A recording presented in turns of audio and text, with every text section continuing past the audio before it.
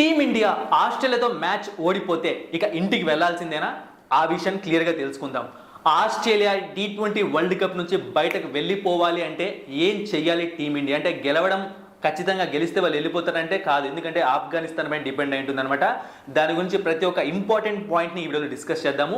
And ఇక్కడ ఇంకొక పెద్ద విషయాన్ని నేను ఇక్కడ మాట్లాడాలనుకుంటున్నాను. అదేంటి అంటే ఆస్ట్రేలియా వాళ్ళకు ఎందుకంత పొగరు ఉంటుంది అంటే ఇండియానే కాదు, ఏ టీం అయినా వాళ్ళు ఎందుకంత తక్కువ అంచనా వేస్తారు. అండ్ వాళ్ళు ఆఫ్ఘనిస్తాన్తో మ్యాచ్ ఓడిపోయాక టీమిండియాను తక్కువ చేసి మాట్లాడారు. ఎవరు అంటే మిచెల్ మార్ష్ ఎంత పెద్ద స్టేట్మెంట్ పాస్ చేశాడు అంటే, ఎస్ మేము ఈరోజు ఓడిపోయాము, మాకు ఒక బ్యాడ్ డే, నెక్స్ట్ మ్యాచ్ మేము గెలవాలి, అయితే దాన్ని అడ్డుకునేంత గొప్ప టీం మాకేం కనిపించట్లేదు అన్నాడు. అంటే వాళ్ళకు ఉన్నది ఒకే ఒక్క మ్యాచ్ ఇండియాతో, ఇండియా గెలవలేదు, ఇండియాను చిన్న చూపు చూశారనమాట.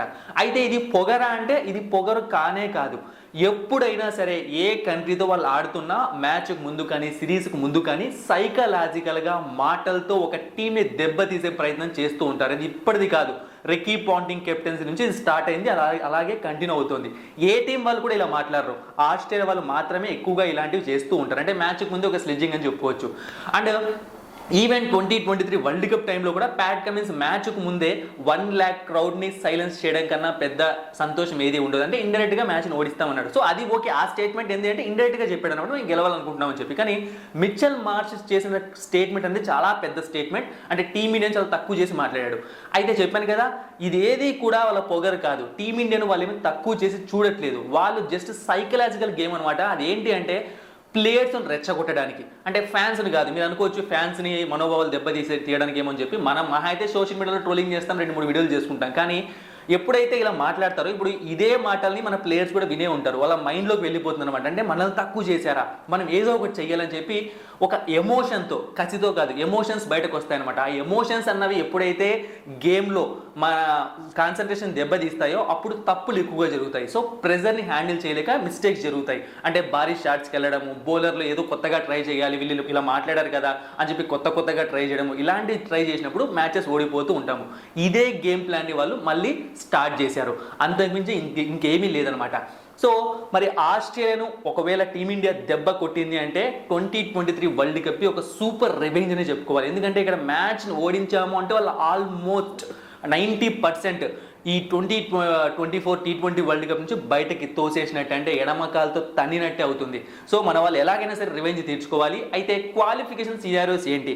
ఒకవేళ టీమిండియా ఈ మ్యాచ్లో జస్ట్ గెలిస్తే చాలన్నమాట, సెమీస్లోకి వెళ్ళిపోతాము, ఇక డౌటే లేదు. ఆస్ట్రేలియా వస్తున్న తర్వాత పక్కన పెట్టేస్తే మనం సెమీస్కి వెళ్ళడానికి ఈ మ్యాచ్లో ఒక చిన్న గెలుపు కాదు, అది ఎటువంటి మార్జిన్ అయినా సరే. సో ఇక నెక్స్ట్ చూసాము అంటే మనం ఇక్కడ, సో ఆస్ట్రేలియా అండ్ ఆఫ్ఘనిస్తాన్, ఒకవేళ మనం ఈ మ్యాచ్ ఓడిపోతే ఆస్ట్రేలియా ఆఫ్ఘనిస్తాన్ అంటే ఆస్ట్రేలియా మన పైన గెలిచింది, ఆఫ్ఘనిస్తాన్ బంగ్లాదేశ్ పైన గెలిచింది, బట్ బిగ్ మార్జిన్తో గెలవకూడదు. అంటే మనము ఆస్ట్రేలియాతో ఎక్కువ మార్జిన్తో ఓడిపోకూడదు, ఆఫ్ఘనిస్తాన్ బంగ్లాదేశ్ పైన తక్కువ మార్జిన్తో గెలవాలి. అలా జరిగితే మనం ఈ మ్యాచ్ ఓడిపోయినా సరే సెమీఫైనల్కి వెళ్తాం. ఇది ఒక సినారియో. అండ్ ఇంకొకటి ఏంటి అంటే, ఒకవేళ ఇండియా గెలిచి ఆఫ్ఘనిస్తాన్ గెలిచింది అనుకుందాం, సింపుల్, ఇక ఆస్ట్రేలియా బయటకు వెళ్ళిపోతుంది, ఇండియా అండ్ ఆఫ్ఘనిస్తాన్ సెమీఫైనల్కి వెళ్ళిపోతారు. ఇది జరుగుతున్న ప్రాసెస్.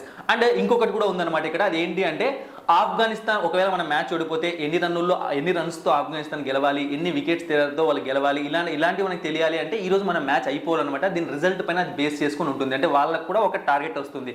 సో మరి ఎన్ని రన్స్తో గెలవాలి ఏంటి, రన్ రేట్ మ్యాటర్స్ ఏంటి, ఇవన్నీ కూడా మనం మ్యాచ్ అయిపోయాక మనకు ఛాన్స్ ఉంటే వీడియోస్ చేసుకుందాము. అంటే ఒకవేళ టీమిండియాకి మనం అనుకున్నట్టు జరగకుంటే, బట్ ఒకవేళ ఇంకా ఛాన్సెస్ ఉంటాయి, కొన్నిసార్లు మనం గెలిచాక కూడా ఆఫ్ఘనిస్తాన్ వస్తున్నారు కదా, ఇలాంటివన్నీ రన్ రేట్ మ్యాటర్స్ మీకు తెలియాలి అంటే తెలుగు బస్ టెలిగ్రామ్ ఛానల్లో నేను వెంటనే మ్యాచ్ అయిపోయిన ఫ్యూ మినిట్స్లోనే, గంటలు కాదు ఫ్యూ మినిట్స్లోనే అప్డేట్ చేస్తాను అనమాట. సో వెంటనే వెళ్ళి జాయిన్ అవ్వండి. డిస్క్రిప్షన్ బాక్స్లో Telugu bus Telegram channel link ఉంది. మీకు క్రికెట్ అప్డేట్స్ అనేవి ఎప్పటికప్పుడు తెలుస్తూ ఉంటాయి, అలాగే మ్యాచ్ ప్రిడిక్షన్ కూడా మనం అక్కడ ప్రొవైడ్ చేస్తాము. సో చెప్పాను కదా, మనకు జస్ట్ గెలిస్తే చాలన్నమాట, సెమీఫైనల్కి వెళ్ళిపోతాము. అదే ఆఫ్ఘనిస్తాన్ కూడా గెలిచిందంటే ఆస్ట్రేలియానే బయటకు వెళ్ళిపోతుంది. సో మనకి ఇంతకన్నా మంచి ఛాన్స్ రాదు వీళ్ళపైన రివెంజ్ తీర్చుకోవడానికి. ఇది పొగరు కాదు, సైకలాజికల్ గేమ్ మాత్రమే. సో మరి ఈ మ్యాచ్ జరుగుతున్న సెయింట్ లూసియా గ్రౌండ్ విషయానికి వచ్చాము అంటే, ఇక్కడ ఆల్రెడీ ఆస్ట్రేలియా ఒక మ్యాచ్ ఆడిందనమాట, వాళ్ళకి ఒక ఎక్స్పీరియన్స్ ఉంది. మనం మాత్రం ఫస్ట్ టైం ఆడుతున్నాం. అయితే ఫస్టే చెప్పేస్తున్నాను, మ్యాచ్ స్టార్ట్స్ కన్నా ముందు వర్షం అన్నది భయంకరంగా పడుతుంది. నిన్న మొత్తం పూర్తిగా వర్షం పడింది అనమాట. ఎందుకంటే ముందు నుంచి కూడా వెదర్ ఫోర్కాస్ట్ ప్రకారం మనం ఆడిన ఆఫ్ఘనిస్తాన్ మ్యాచ్, బంగ్లాదేశ్ మ్యాచ్కి కొంచెం తక్కువ థ్రెట్ ఉంది, అంటే 10-20-40%. బట్ ఈ మ్యాచ్కి అరౌండ్ 60-70% రైన్ థ్రెట్ ఉంది. అండ్ నిన్న మొత్తం కూడా వర్షం పడింది. ఇది ప్యూర్ జెన్యూన్ న్యూస్. సో ఈ రోజు మ్యాచ్లో కూడా వర్షం పడే ఛాన్స్ ఒకవేళ ఉంటే, కాబట్టి టీమిండియా చాలా జాగ్రత్తగా ఆడాలన్నమాట. ఎందుకంటే వర్షం పడినప్పుడు ఖచ్చితంగా టీమిండియా గెలుస్తుంది, ఆస్ట్రేలియా గెలుస్తుంది అని చెప్పి వాళ్ళు కూడా చెప్పలేరు, ఎందుకంటే డక్వర్త్ లూయిస్ ఇవన్నీ వస్తాయి కాబట్టి ఈ పరిస్థితి. అయితే టోటల్గా ఈ గ్రౌండ్లో చూసామంటే 40 T20 మ్యాచెస్ జరిగితే అందులో 18 టైమ్స్ ఫస్ట్ టైం బ్యాటింగ్ చేసిన టీం గెలిచింది and 22 times second time batting చేసిన టీం గెలిచింది. ఇక్కడ యావరేజ్ ఫస్ట్ ఇన్నింగ్ స్కోర్ చూసాము అంటే 160 ఉంది, యావరేజ్ సెకండ్ ఇన్నింగ్ స్కోర్ చూసాము అంటే 150 ఉంది. అయితే ఈ పిచ్ ఎలా ఉంటుంది? సో ఇప్పటివరకు జరిగిన T20 మ్యాచెస్ చూసుకున్నాము అంటే ఈ గ్రౌండ్లో చాలా మంచి స్కోర్స్ వస్తున్నాయి. మినిమం 160 లేదా 180, 190, 200 కూడా ఈజీగా టచ్ అయిపోయింది. అంటే చాలా మంచి బ్యాటింగ్ వికెట్ అనమాట. అండ్ అదే టైంలో స్పిన్నర్స్తో కంపేర్ చేస్తే పేస్ బౌలింగ్కే ఈ పిచ్ కొంచెం అనుకూలించే అవకాశం ఉంటుంది. ఎందుకంటే స్పిన్నర్స్కి రీసెంట్ మ్యాచెస్లో చాలా తక్కువ వికెట్స్ పడ్డాయి, ఎక్కువ పేసర్స్కే పడ్డాయి. అండ్ అదే టైంలో టీమిండియాలో ఏమైనా మార్పులు ఉంటాయి ప్లేయింగ్ 11లో, అండ్ అలాగే ఆస్ట్రేలియా ప్లేయింగ్ 11లో మార్పులు ఉంటాయి, ఆ విషయాన్ని కూడా తెలుసుకుందాము. సో ఒకసారి మనం చూసుకున్నాము అంటే లాస్ట్ 10 మ్యాచెస్లో పేస్ బౌలింగ్కి 44 వికెట్స్ పడితే స్పిన్ బౌలింగ్కి కేవలం 29 వికెట్స్ మాత్రమే పడ్డాయి అనమాట. సో కొంచెం ఎక్కువగా అయితే పిచ్ అనేది పేస్కి అనుకూలిస్తుంది. బట్ అదే టైంలో మంచి బ్యాటింగ్ వికెట్ 160 అన్నది మినిమం స్కోర్ ఈజీగా వస్తుంది. బ్యాట్స్మెన్స్ బాగా ఆడితే 200 కూడా చాలా ఈజీగా టచ్ చేయగలుగుతారు. ఇక India versus Australia head to head fight చూసాము అంటే టోటల్గా 31 మ్యాచెస్ జరిగితే ఆస్ట్రేలియా 11 మ్యాచెస్లో గెలిస్తే ఇండియా 19 మ్యాచెస్లో గెలిచింది, ఒక్క మ్యాచ్లో రిజల్ట్ రాలేదు. సో ఓవరాల్గా చూసుకున్నాము అంటే T20 ఫార్మాట్ మొత్తంలో మనకు వాళ్ళపైన మంచి ఎడ్జే ఉంది. కానీ ఇంపార్టెంట్ మ్యాచెస్లోనే మనం వాళ్ళతో ఆడినప్పుడు ఓడిపోతూ ఉంటాం అనమాట. అదే వాళ్ళకు ధైర్యం. ఇక ఇండియా ప్లేయింగ్ 11 ఎలా ఉండే అవకాశం ఉంది? సో నాకు తెలిసినంత వరకు ఇండియా సేమ్ ప్లేయింగ్ 11తో రావడానికి ఎక్కువ ఛాన్సెస్ ఉన్నాయి. బట్ అంటే పిచ్ రిపోర్ట్ ప్రకారం, వెదర్ రిపోర్ట్ ప్రకారం ఖచ్చితంగా వర్షం పడినప్పుడు పిచ్ చేంజ్ అవుతుంది. సో మరి ఆ పిచ్ని చూసి డ్రైగా ఉందా, క్రాక్స్ ఉన్నాయి, ఇవన్నీ చూసి రోహిత్ శర్మ, కుల్దీప్ యాదవ్ని పెట్టుకోవాలా, మొహమ్మద్ సిరాజ్ని పెట్టుకోవాలని చెప్పి ఆలోచించవచ్చు. ఎందుకంటే ఆల్రెడీ మన టీంలో అక్షర్ పటేల్ అండ్ రవీంద్ర జడేజా ఉన్నారు కాబట్టి. బట్ నేనైతే సేమ్ ప్లేయింగ్ 11తో వస్తారు అనుకుంటున్నాను. ఒకసారి చూసాము అంటే రోహిత్ శర్మ, విరాట్ కోహ్లీ, రిషబ్ పంత్, సూర్యకుమార్ యాదవ్, శివం దుబే, హార్దిక్ పాండ్యా, రవీంద్ర జడేజా, అక్షర్ పటేల్, కుల్దీప్ యాదవ్, హర్షదీప్ సింగ్, జస్ప్రీత్ బుమ్రా. ఇక టీమిండియా గురించి కొన్ని ఇంపార్టెంట్ పాయింట్స్ మాట్లాడాలి. రోహిత్ శర్మ గురించి ముఖ్యంగా, ఎందుకంటే రోహిత్ శర్మ బ్యాటింగ్ చూసామంటే మనం సో అతను ఫస్ట్ నుంచి అగ్రెసివ్గా ఆడాలనుకుంటున్నాడు. బేసిక్గా రోహిత్ శర్మ ఒక 1-2-3 ఇయర్స్ బ్యాకే ఇది చెప్పాడు అనమాట. T20 గేమ్ ఫార్మాట్ చేంజ్ అయిపోయింది, ఏ ప్లేయర్ అయినా సరే మంచి స్ట్రైకర్తో బ్యాటింగ్ చేయాలని చెప్పి. సో దాన్నే తను గుడ్డిగా ఫాలో అవుతున్నాడు అనమాట. అంటే వచ్చామా, కొట్టామా, వెళ్ళామా. ఎందుకంటే రోహిత్ శర్మ అవుట్ అయినా అన్ని చూసాము అంటే భారీ షాట్స్కు ట్రై చేసి క్యాచ్ అవుట్లు ఇచ్చి అలా విధంగానే ఎక్కువగా అవుట్ అవుతున్నాడు. సో ఈరోజు మాత్రం రోహిత్ శర్మ కొంచెం జాగ్రత్తగా ఆడితే చాలా బాగుంటుంది, ఎందుకంటే చాలా మంచిగా షాట్స్ని కనెక్ట్ చేస్తున్నాడు. బట్ ఈ అగ్రెసివ్నెస్ వల్ల ఎక్కువ రన్స్ కొట్టాలి, త్వరగా రన్ రేట్ని పెంచాలి పవర్ ప్లేలో అని చెప్పి అవుట్ అవుతున్నాడు.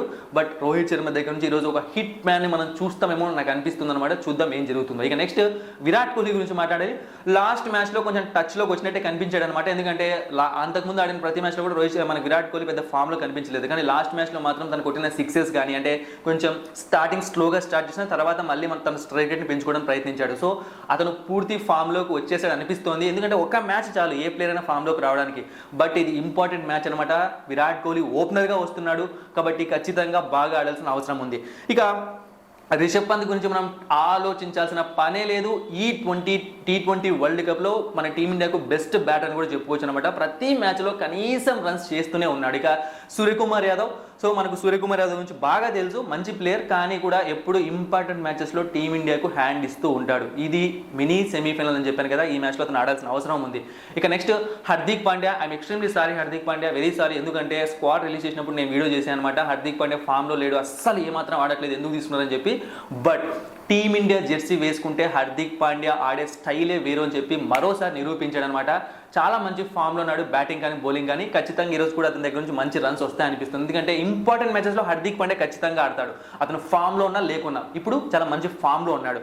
ఇక శివం దుబే లాస్ట్ మ్యాచ్ నాకు తెలిసి ఒకవేళ త్వరగా అవుట్ ఏంటి మాత్రం శివం దుబేని తీసేయాలని నేనే చెప్పేవాడిని. బట్ లాస్ట్ మ్యాచ్ అంటే మామూలు గేమ్ స్టైల్ కన్నా మేబీ అతనికి ఏమైనా కెప్టెన్ దగ్గర నుంచి కానీ టీమ్ మేనేజ్మెంట్ దగ్గర నుంచి కానీ మెసేజ్ వచ్చిందేమో, నువ్వు వికెట్ కాపాడుకో, స్లోగా ఆడని చెప్పి. సో ఫస్ట్ స్లోగా స్టార్ట్ చేసినాడు. శివం దుబే అంత స్లోగా ఆడనమాట మనం ఐపీఎల్లో చూస్తూ ఉంటాము.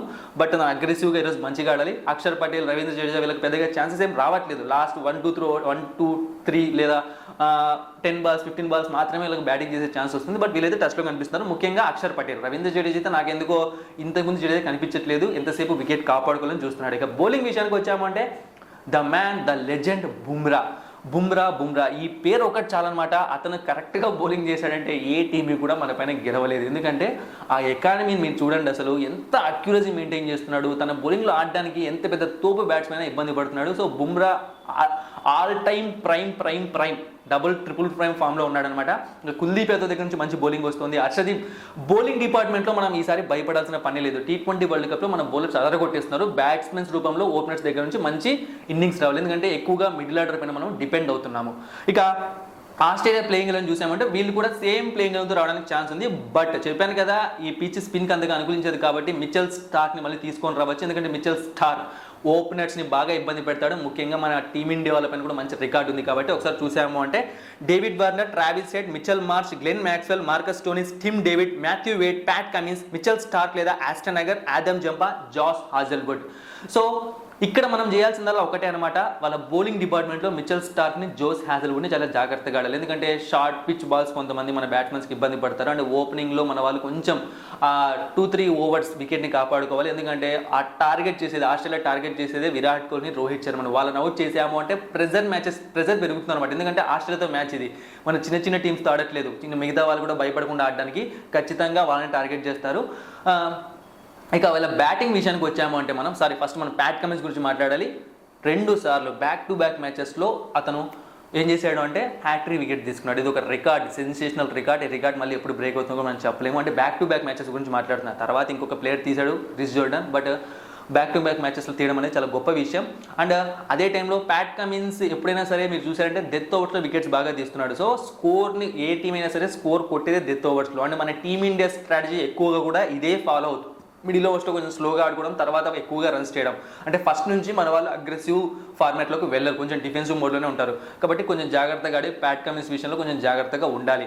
ఇక ఈ టీంలో అంటే బౌలింగ్ని మనం కొంచెం నీట్గా హ్యాండిల్ చేసుకున్నాం అనుకోండి, వాళ్ళ బౌలింగ్ కొంచెం నీట్గా ఫేస్ చేసామనుకోండి, ఇక్కడ నలుగురు ఉన్నారనమాట. 1 David Warner, 2 Travis head, 3 Marcus Stoinis, 4 Glenn Maxwell. So Glenn Maxwell పెద్ద ఫామ్లో కనిపించట్లేదు, లాస్ట్ మ్యాచ్ మాత్రమే ఆడాడు. బట్ కన్సిడర్ చేయాలి అతను, ఎందుకంటే అతను చాలా డేంజరస్ ప్లేయర్ అనమాట. సో ఈ నలుగురిని మనం తక్కువ స్కోర్స్కి అవుట్ చేసాము అంటే ఖచ్చితంగా ఈ మ్యాచ్ ఆస్ట్రేలియా గెలవలేదు. ఎందుకంటే ఈ నలుగురిలో ఏ ఒక్కరిని తీసుకున్నా ప్రతి ఒక్కరు సింగిల్ హ్యాండెడ్గా మ్యాచెస్ని ఈజీగా గెలిపించేయగలరు.